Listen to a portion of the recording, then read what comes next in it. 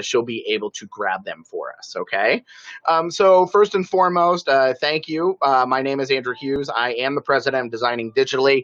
To give you some back history, I'm a professor at the University of Cincinnati. I teach in the business department.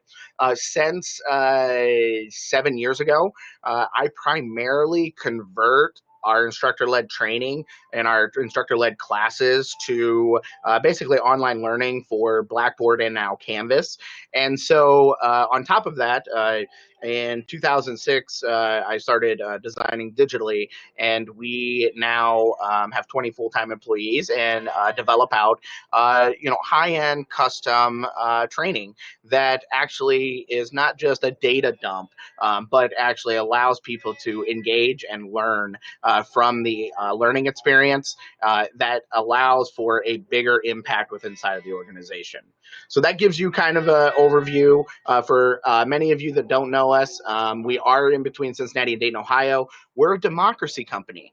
So while I am the owner, it is profit sharing within the company for all employees. I only have one vote, and we are a team, a family that supports each other. So that gives you kind of a backstory. On top of, we have 9 dogs running around this office. Not today because of COVID, obviously, but when we get back to operations, we will have all those dogs in the office also. So one thing I want to point out is we will be having our dog days of summer where we actually donate to one of the local dog shelters here.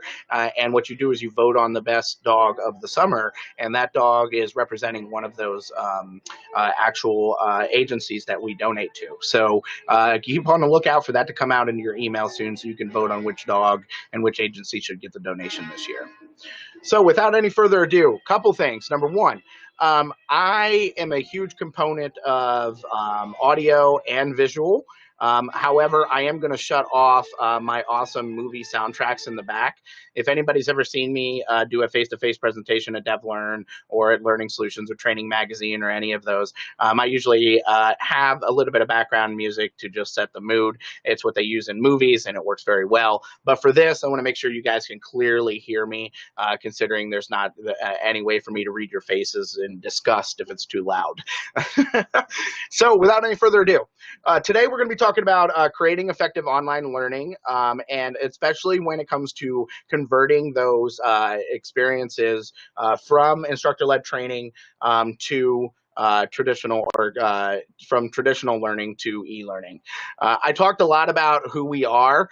We do have 4 core competencies. When we develop out training, we develop it out for a modality of e-learning, serious games, training simulations, or mobile learning, depending on what we're doing. And so the first thing that I really want to start with is, what is actual instructor-led training? Here's what I think is fascinating about the world that we live in. Right now, one of the things that we have seen in the K through 12 system, and I'm not knocking it at all. In the past, I was a contractor for the U.S. Department of Education.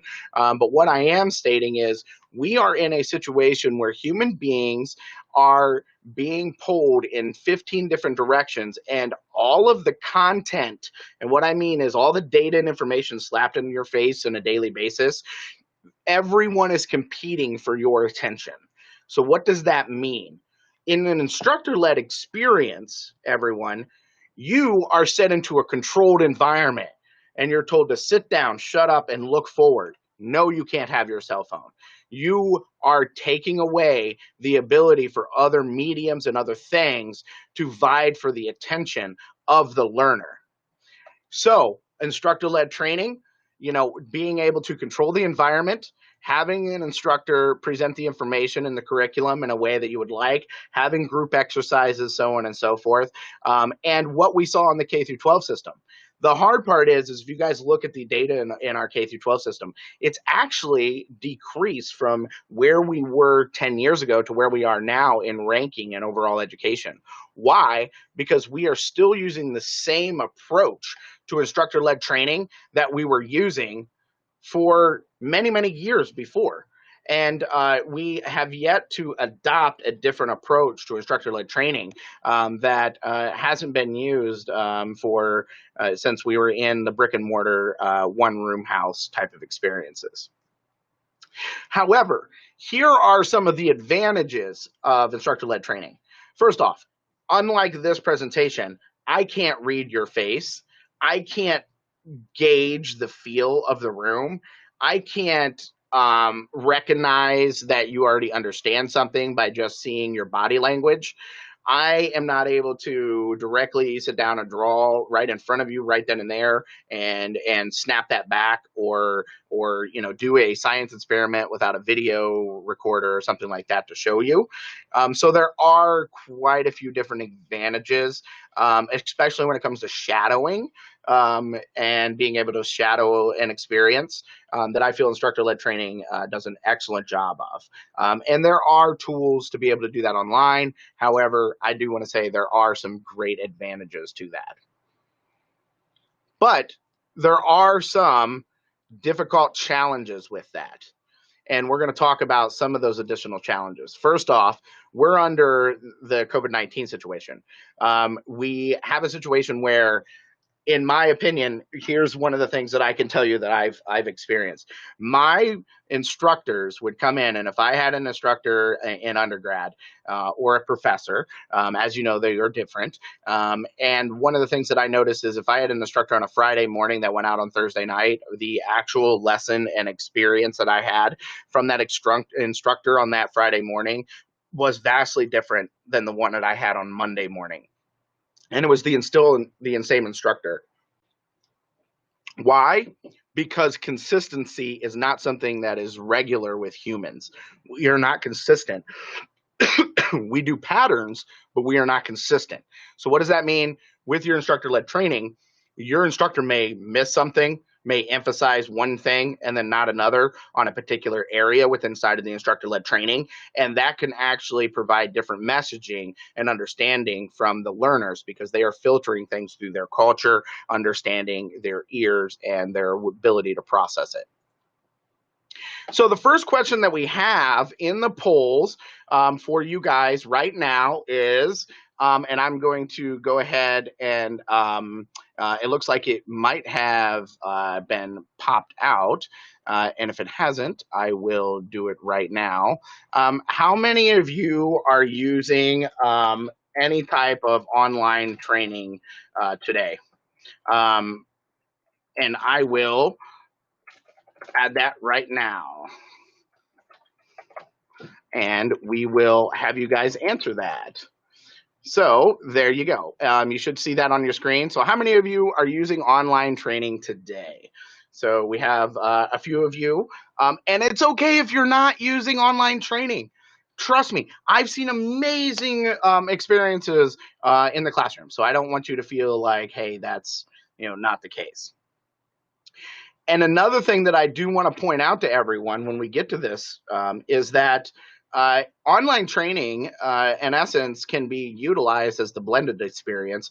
And we have that happen for us a lot, where we will have either partnering companies that are maybe doing classroom training or certification training or something like that, and they need a piece to be utilized within inside of the experience. And we do that quite often. So it might be a pre-assessment piece, it might be a post-assessment game, it might be something they're using in the classroom during the actual experience, an AR app, so on and so forth. And so we do that quite often.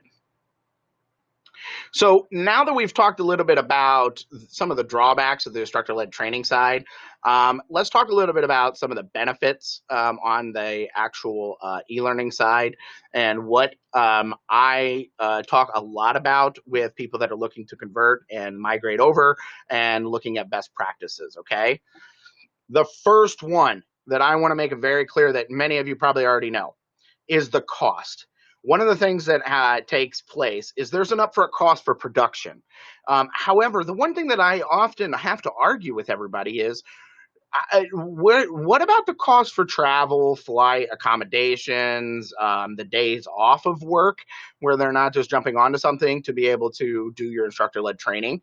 I see this often, and it doesn't matter if it's government or if it's corporate. I see it across the board. One of the things that they don't do is they look at the upfront cost of production for a e-learning experience, and they don't take into consideration the back expenses that they have from the actual cost of the instructor-led training experiences from the past. So one of the things that we try to do is show them that, look, your initial cost up front is what you would be paying post for one or two of these experiences. And then once you continue to roll it out, it's cheaper and cheaper. And you guys obviously know that. Not only that, but another one is the scaling up. One of the things that we had with one organization in the past is they had, I think it was over 500 instructors that they were flying all over the United States to be able to do these instructor-led training experiences. And one of the things that we found is that they were only able to get through a certain amount of material. And so what they found is they were continuously going back and over and over and over to those same places to do the next lesson, the next lesson, the next lesson. And they were finding that they still were not able to get through the content material just because you have a lot of variables in instructor-led training. So we were able to assist them in the scaling up by having us develop out some of the pre-content material as online learning, having them still come in and do the classroom experience, but then also have post assessments and post remedial training online for them to actually utilize. And so it was a way for us to really work on the blended side. I talked a little bit about this, but this is very, very important. Consistency is key. One of the major things that I think is very fascinating is how humans will hear something and they compute it in their brains, and then it's registered differently depending on the type of person, even if it's the exact same message. So one of the things that we consistently try to do here, ironically saying that, is find consistency in wording, in message, in the culture within inside of the organization, and we blend those with the instructional material because we are the bridge between the actual organization and the people needing to learn this. And our job is to ensure that we are providing content and a consistent message that will be learned, absorbed, utilized, and benefited from within inside of the organization. If it is not, then we aren't doing our jobs well. Another thing that I find that is very fascinating with doing the online learning experiences rather than just an instructor-led training, we can do, I've done breakout sessions, I've done workshop sessions, we've done all types of gamified experiences to put into the classroom. But one of the things that we're not fully able to do, we could do board games and things like that, but we have a hard time putting them into a complete immersive or real life experience in the classroom. So we're actually able to do this with a lot of online learning experiences. And the first one that I'm going to show you is the one that we did for Equipment Lease Financing Association. We work with a ton of associations to help develop out their content material to be able to assist them in doing compliance or having companies, be able to get their benefits from this actual agency. And what you're looking at here is you are running an entire finance association or a finance organization, and your job is to go through the scenarios, which are completely randomized, and basically run this entire operation accurately and effectively to be able to complete your certification for being able to get your Equipment Lease Financing Association's accreditation for the year. And the really cool part about this is they did have this as a classroom training experience, as a role-playing experience. And once we developed this out, we actually put this online, and they actually use this as part of the certification. They got their ROI back within the first 2 months of launch of this experience. So thinking about the upfront expense, if you're able to look at this and say, yes, it costs more to develop this up front, but every time somebody utilizes this, it gets cut down more and more. Well, we got to the break-even point at 2 months, and it's been launched for, I think, 1.5 years now. So it gives you an idea. This has been a great experience or a great conversion and developing out an online learning experience that's not just a presentation of the information. And the reason I state that is if you're just looking to present the information, take your instructor-led trainer, have them record the slide deck, and then from there you can develop out a learning module from that. If you actually want them to engage in something, then you're going to want to critically think about how we could build something that is far beyond just click next, drag and drop, click next, wait for my narrator to stop talking, and then move on. Now, this part to us has been something I feel is extremely important to today and going forward in any type of training that we do. We're now at the cusp where XAPI has become a standard. The hard part about it is right now the way that XAPI is used by the default systems within inside of Captivate, Articulate, Lectora, and the rest of the software products is it's basically counting what you've clicked on, everything you've clicked on. We have to be able to find ways to mold our abilities to say, these are our objectives, this is how we can track our objectives, and then port that out using XAPI. And I can tell you, we've been doing that for a while now. It's been extremely effective for our customers because we now could turn around and tell you, this is exactly what's happening with inside of the organization. This is exactly what the learners are understanding, what they're not understanding. This is exactly where we need to add remedial training or refresher, and this is exactly what we should see for outcomes now that they've taken this. So one of the other pieces is the productivity of this. One of the things that I really find amazing is that when I can go to a webinar like this for 1 hour while sitting at my desk, probably opening up another tab, looking at Facebook, chatting on LinkedIn, talking about how ridiculous the speaker is or how boring he may be. And what you're finding is the productivity and the things that you can do while actually learning is extremely effective. But my biggest piece about this is that I can, in essence, turn around and take this 1 hour webinar and then get right back to work and move on with my day and be enlightened by the information and the experience that I had without pulling me off for an hour to 2 hours just to do the transition or move or so on and so forth. Now, I have a question for all of you. Let's see how much or what you guys think about the conversion ratio. One of the things that I get asked a lot is, hey, we have this instructor-led training material here, and we're in a situation where we need to convert this. And so question is, what do you think, based on what you see here, approximately how much time can be saved when converting from an instructor-led training experience to a e-learning experience? How much reduction in seat time are you guys looking at, and what usually takes place? And again, I state this because I want to know from your experience, not a this is right, this is wrong, da, da, da, da, da. What have you seen in your seat time reduction? What I think is fascinating, and as soon as I said, what have you seen in your reductions, the numbers are changing dramatically. Why? Because we will Google something and find what we are assuming it is. And then we actually do this as a profession, and then we find out, well, it's actually this. So make sure you vote. Approximately how much time can be saved in learner seat time by switching from ILT to e-learning? What is it in your opinion? How much time have you been able to reduce? So give it another second and I will show you the results. Do, do, do, do, do, do, do, do, do, do, do. All right, here we go. Take a look, everybody. It looks like many of you have said about 30%.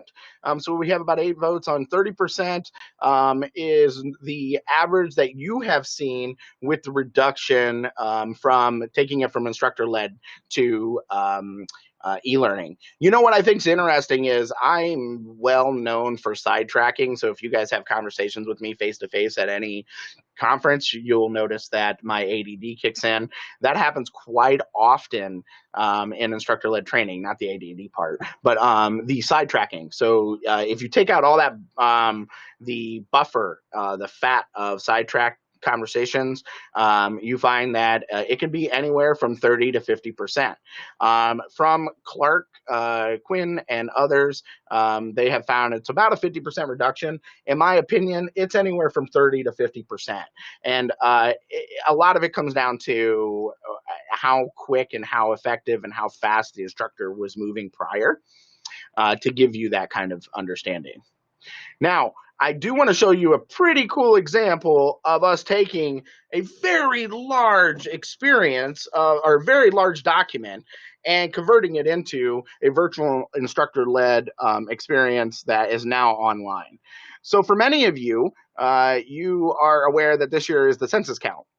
We were contracted by the United States Census Bureau to take the 900-page technical manual on how to do the census count that the instructors that went out and trained volunteers on.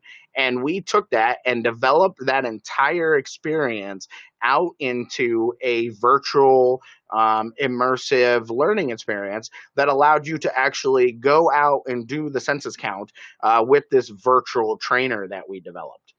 And so you're asking yourself, well, why would we want to do this? This is pretty immersive and a little over the top. Well, here's the situation that they were in. There are over 5,000 instructors for the Census Bureau that fly all over the United States. They have to train 60,000 people in 2019 and 2018. And they wanted a way to be able to do this and give them that without having to go, building to building, basically. So what we did is we actually deployed out this entire immersive learning experience for the Census Bureau workers. And what it does is it actually gives them the option to come to the instructor-led training course or choose to do this instead. And then we're tracking the efficiency and the effectiveness of those people that did the virtual experience compared to the people that did not. And this was an excellent project. We actually got to deploy it on Census Bureau issued laptops, and we got to learn all about how they do the exact census count, which is extremely fascinating. And so for all of you, make sure that you fill out your documents. Make sure you send those back in. You can do it online, but please, please, please respond to the census. The reason why is the census has a lot to do with the influence of how we allocate our funding for the future. And so make sure that you give some accurate and strong data for that so we can, in essence, help our country move forward.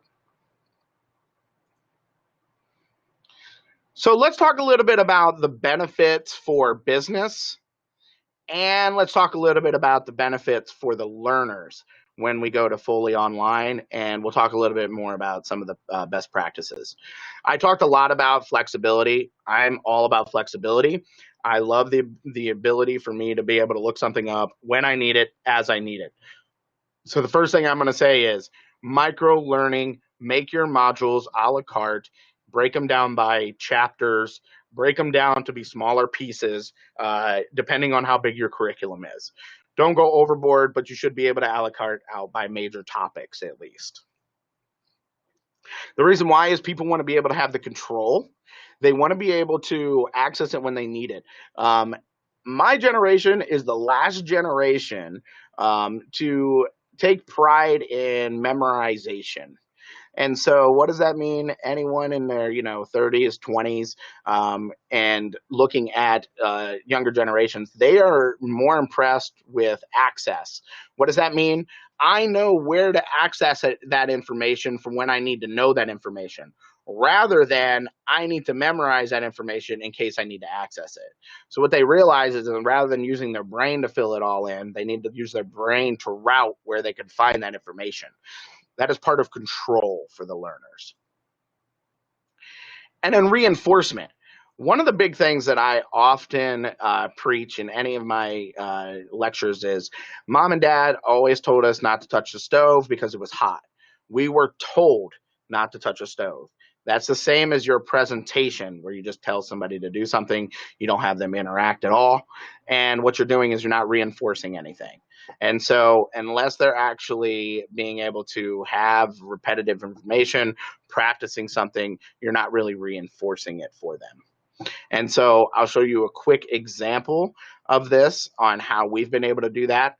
What you're looking at here is a reinforcement experience where we developed out learning experiences that were used for post, pre, and during the training for suicide prevention. As you guys know, suicide and mental health is a very, very important topic, and especially with everyone home alone and really, out, not able to get out and about.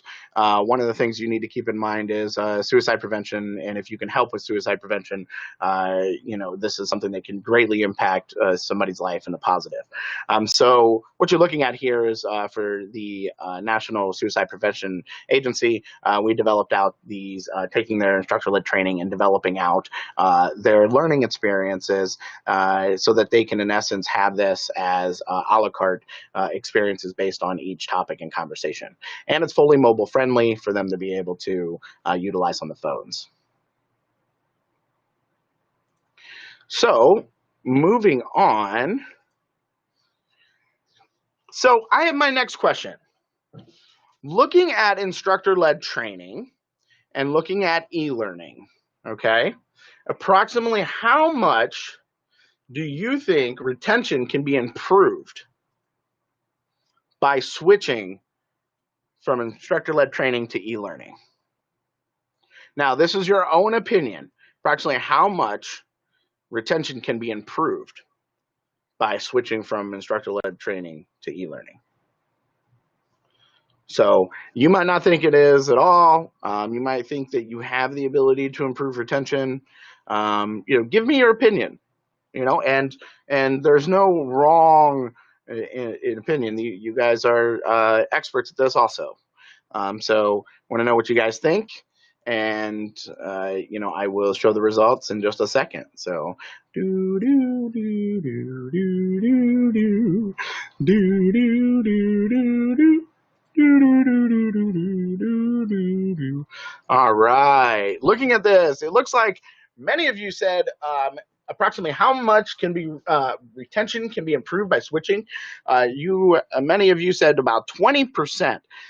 Believe it or not, a lot of this data and stats and information that we have found is you can actually improve retention by 90% if you were to actually plan it out to be micro learning over a period of time.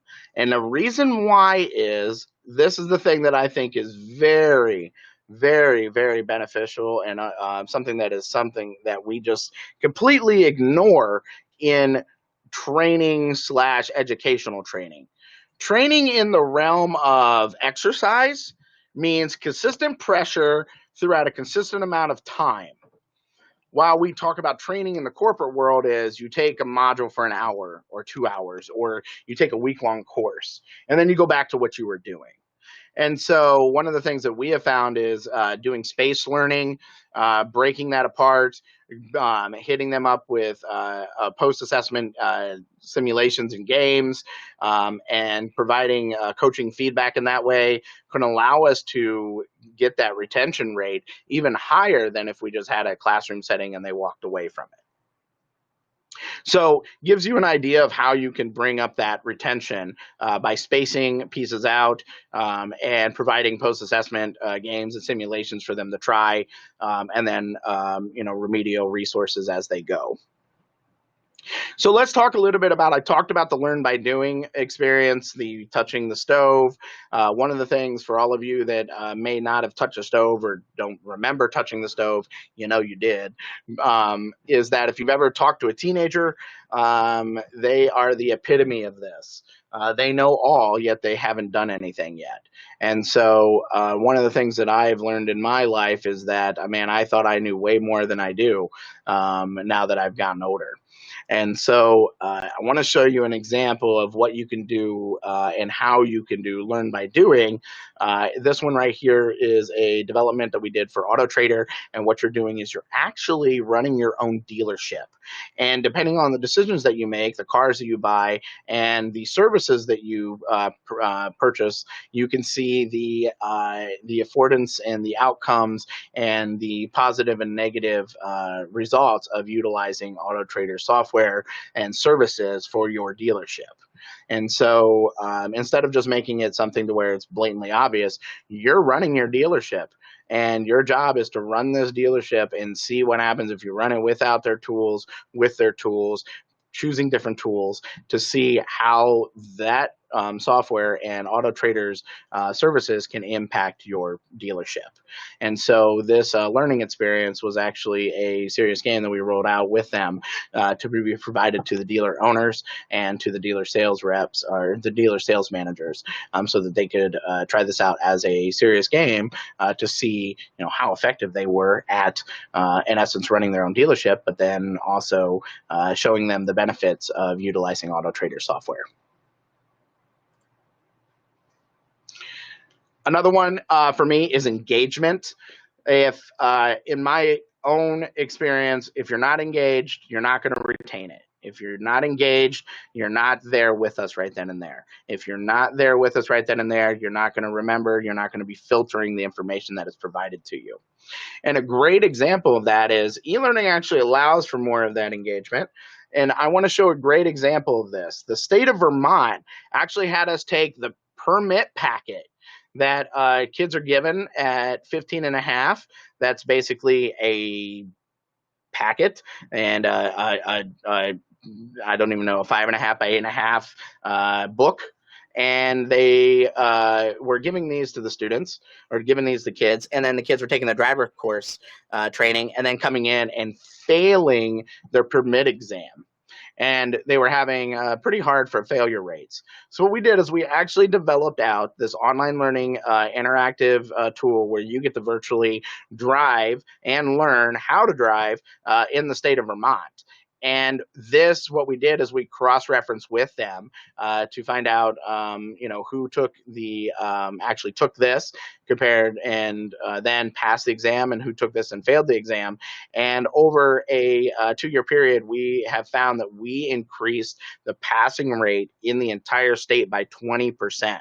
Directly because of this learning tool.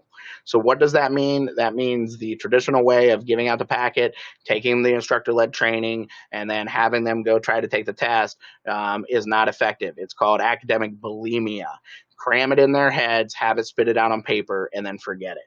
And that's exactly what happens. That's exactly what takes place. This way, they're actually able to experience things. They're able to engage with it, and they're able to learn from it in ways that they weren't given access to before.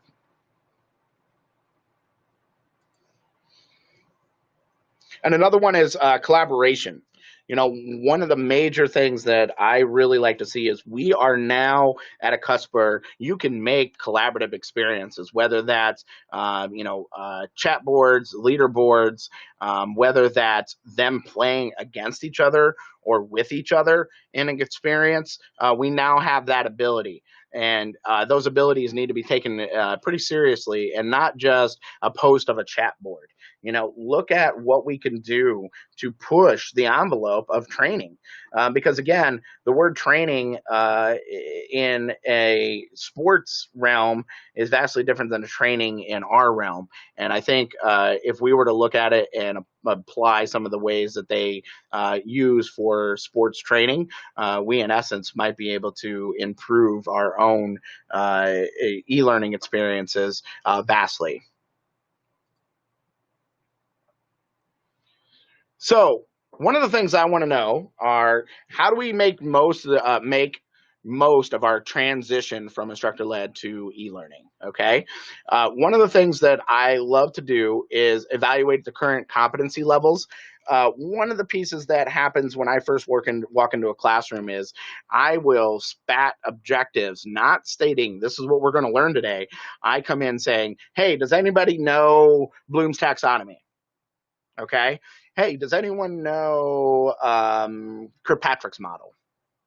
And what happens is I start to basically pre-assess where they're at in the levels, so that then I know where to best start. And obviously, I need to start with the lowest common denominator. But what this does is it actually allows me, when I'm in the classroom, to be able to get a better sense of where they're at in the competency levels.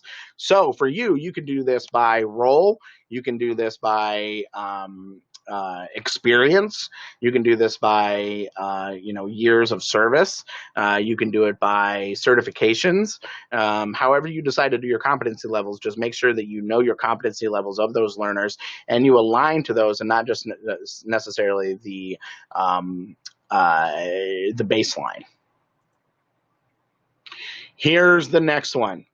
Know what objectives to implement. Here's the biggest thing that I often see that many of you may see yourselves. Subject matter experts, if you ever had to work with subject matter experts, everything they give you is important to them. And everybody needs to know, that so-and-so in 1777 was the one who invented this. Well, that's important to the subject matter expert because they like to know that information. But is that relevant and important to the job role of the individual that will be taking this? And that's the thing that I always ask. And our team asks heavily is this important to that job role? Is this something they need to know to survive at their job role or to excel at their job role? Because if not, then let's ask, is it actually absolute necessary, or could it be a job aid? Could this part be put into a job aid? The next one is, this is obviously pretty straightforward, but state clear expectations. One of the things that I often see is many people will get confused over what is VILT, virtual instructor-led training, and e-learning. Well, that might not be the case for the people that are here in this webinar, but it is for people outside of L&D. They don't sometimes understand that there's not a facilitator, or there is a facilitator, or there is a presenter, or there isn't a presenter. And so you got to make sure that you state the clear expectations of what you're going to do. You're going to have X amount of self-paced modules. You're going to have one webinar over this material for Q&A, and then you're going to have an assessment game that assesses them on that particular job role, and then moving on, so on and so forth. So you want to make sure that you state the clear expectations. You work hard to set the actual curriculum and what type of modality you're going to provide out of it, whether it's going to be a traditional e-learning module or a mobile app, so on and so forth. You want to make sure that you have that material and that you outline that stuff before you start in any production, so that you know exactly how you're going to approach each one in each medium. Now, for all of you, a couple things. Our team has put together a infographic, and it's tips for managing the remote workforce. We're now in a situation where we're now having to figure out, how do we manage the quality, the output, the time invested, and the energy involved from our remote workforce, especially if our organization has not been remote before. Luckily, our organization is split 50-50, so it's actually something where it was a little rocky at the first week or two, but after that, it's been pretty smooth. But you can actually get that here, and you can get it off our website on designingdigitally.com, and you go to resources, and under infographics, you will find this to be able to download, or you can get it from the actual QR code. If you have your cell phone, pop up your cell phone real quick, you can grab it from right there, and you can take a look at it. The next piece is keep it simple yet engaging. What do I mean by this? If it takes the learner longer to get into the course than it does to take the course, you have failed. And a lot of times people go, well, I don't have any control over the LMS, and I understand that. But that means you need to figure out ways that you can market this, promote it and figure out ways to get them into it, so that they are not hindered at being able to take it. If they got to learn how to do it just to be able to do what you want them to do, then you failed. So it should be pretty easy and pretty intuitive for the learner as they go through it, because the content information and what they're supposed to be doing from the job role is the most important, not how to navigate your interface. So here's my next question for you all. Is it true that smartphone learners complete course material up to 45% faster than compared to computer learners? True or false? Ooh, we're getting a 50-50 split. You guys better get in this. Here we go. Andrew's cheesy Jeopardy sounds. Do, do, do, do, do, do, do. Oh, man. We're coming out on top. Look at this. Anybody else voting? Any more votes? Totes my votes. Looks like 71% of you say true. True. And guess what? 71% of you are correct. That's the thing you need to take into consideration. Do you know how fast you flip through Facebook and YouTube and you flip through Instagram? Now, the phone, you are fighting for their attention even more than what you are on the computer. So take into consideration that if you're going to build mobile focused experiences, understand that they're going to get through it a lot faster than if they were on the computer. That also means if they got through it faster, they're probably not as attentive to the information. So make sure that if you build it for the smartphone, it's being utilized in an appropriate fashion. And no offense, but if you think people are going to be standing in the grocery line taking your module over compliance, they're not. They're just waiting for the person to stop talking so they can try to answer the quiz question at the end. And I keep talking about this, but I'm going to keep talking about it more and more and more. Make sure your learner interaction is very high. This does not mean it has to be complex, but a great thing that we do is we have a listening script, and it listens to see if you're on the active window. So if, I don't know, Emily tries to open up another tab or decides to open up Photoshop while this module is playing, it auto pauses. And we have a lot of knowledge checks and interactivity with inside of our modules that are not just click yes, no, drag or drop. And the reason why is we want them to stay engaged because we are fighting for their attention. Also, one thing that I do want to say is mix up your learning methods. You can do virtual instructor-led training. You can do self-paced e-learning. You could do explainer videos. You could do a VR experience, and it all be part of that ecosystem of curriculum. You want to be able to mix that material up because what we found is we built some very complex, serious games for Hewlett-Packard, only to find out that only 50% of the group really wanted to play those games. The other 50 just wanted videos over that information. And so the great part is we built both, knowing that we need to be able to have learning methods and media approaches based on particular people. Not everyone wants to play a game. And one of the major pieces that I do have to say is make sure you assess them often, often, often.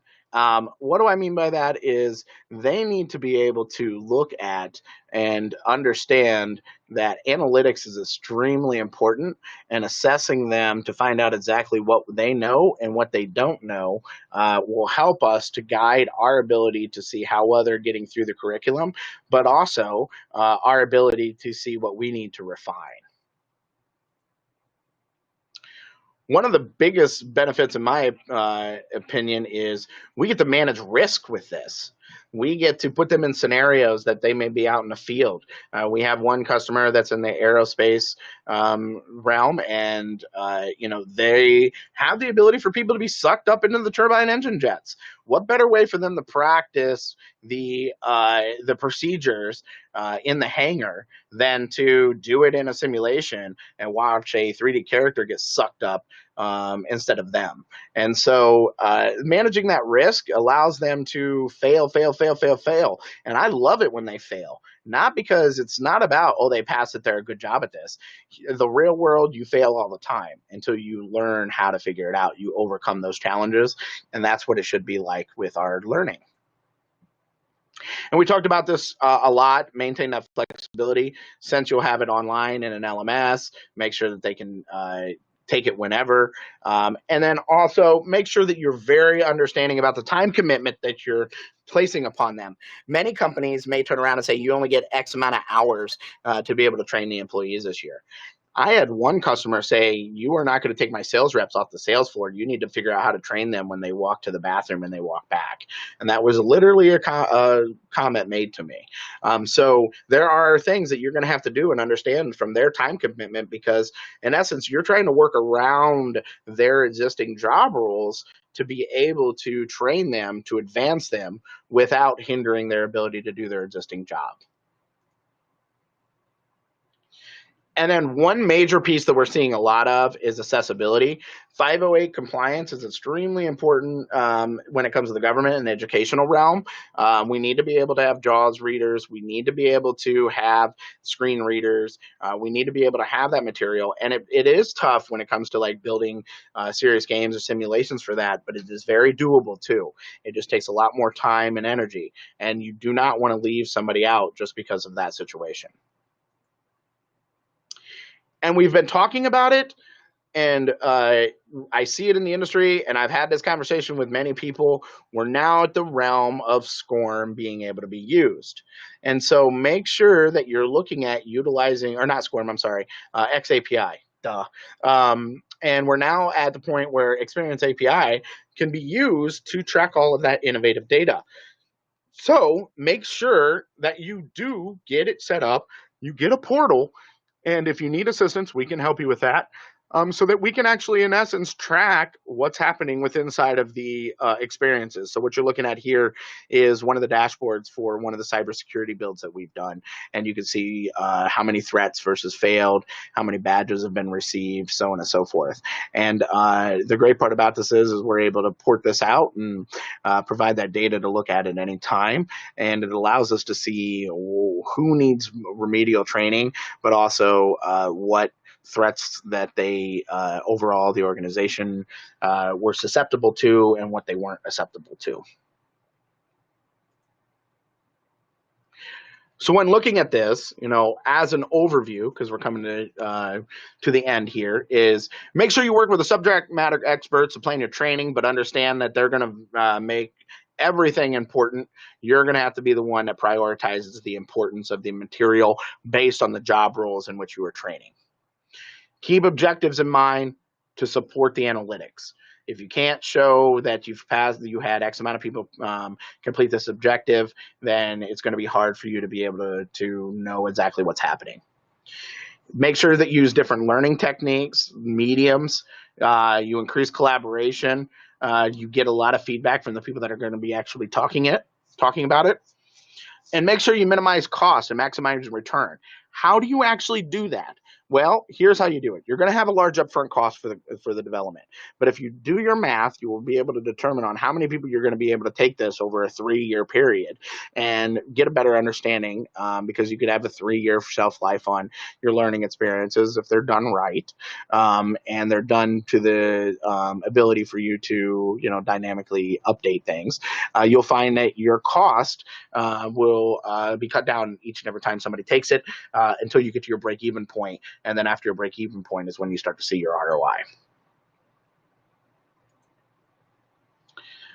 And one other thing that we do have for you guys is we do have an additional infographic, effective online training for remote workforce. This will kind of is basically an overview of some of the material that we went over today that you in essence can use to be able to help yourself to get buy-in, and also to prove to your boss on why it takes so long and why it costs this and why it so on and so forth.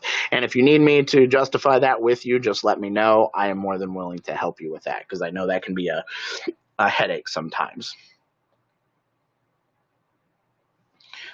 One of the things I do want to say is if at any time you guys have questions, you can always email us at info@designingdigitally.com. You can give us a call at 866-316-9126. But also don't forget our website at designingdigitally.com has a bunch of resources, white papers, infographics, ebooks, and blogs. And we blog almost every day so that you can take a look at that information and get some more resources and reference material from this.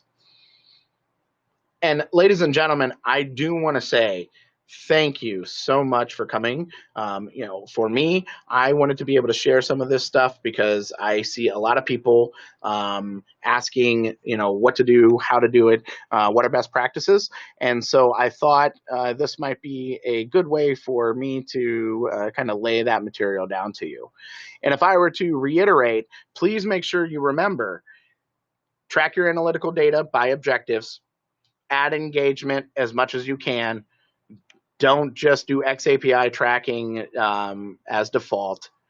Make sure that you provide failures so that they can actually fail over and over. And also make sure that you can understand your break-even point so that you know when you're investing in this what your break-even point will be. And I just want to say, ladies and gentlemen, thank you so much for your time today. And at any time, if you have any additional questions, you can pop them into the Q&A. And I will do my best to be able to answer any questions that you may have.